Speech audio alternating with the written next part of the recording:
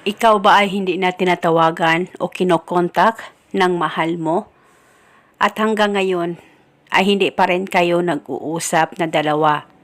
Simula nung nag-away at nagtampuhan kayo sa isa't isa. Kaya ngayon, gustong-gusto mo na ba siyang makausap at magkaayos kayong dalawa ng mahal mo? Pwes, gawin mo itong ritual na ibabahagi ko sa inyo ngayon. Ito'y napaka-epektibong ritual, basta dapat buo ang loob at tiwala mo sa mga ganitong pamamaraan. Pwede mo ito gawin sa kahit na anong araw o oras na gusto mo. At paniguradong pagkatapos mong gawin ang ritual na ito, ay kukontakin ka ng taong mahal mo na matagal nang hindi tumatawag o kumukontak sa iyo. Ang gagawin mo lamang ay kumuha ka ng papel at panulat.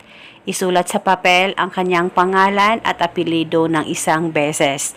Dapat alam mo ang tunay na pangalan ng target nang sa ganon mapadali po ang talab nito. At pagkatapos mo nang masulat ang kanyang pangalan, ay isulat sa ibaba contact number niya o kahit na anong contacts na meron ka sa kanya ay pwedeng isulat. Pwede mong isulat messenger name niya, Skype name niya, basta kahit ano pa man na contact na meron ka sa kanya ay pwede itong isulat sa ibaba ng pangalan niya. At pagkatapos mo na itong masulat lahat, pangalan niya at ang contact number niya, kumuha ka lamang ng pabango mo, kahit na anong pabango na meron ka ay pwedeng gamitin. Mag-spray ka lamang o magpahid ka ng kaunting pabango sa pangalan at sa contact number niya. At pagkatapos mo na itong mapahiran ng pabango mo, hawakan mo saglit ang papel, pakaisipin mo siya ng mabuti at ibulong mo ang spell na ito. Pangalan at apelido sa kapangyarihan nitong ritual, ikaw ay magmamakaawa na tatawag sa akin ngayon mismo.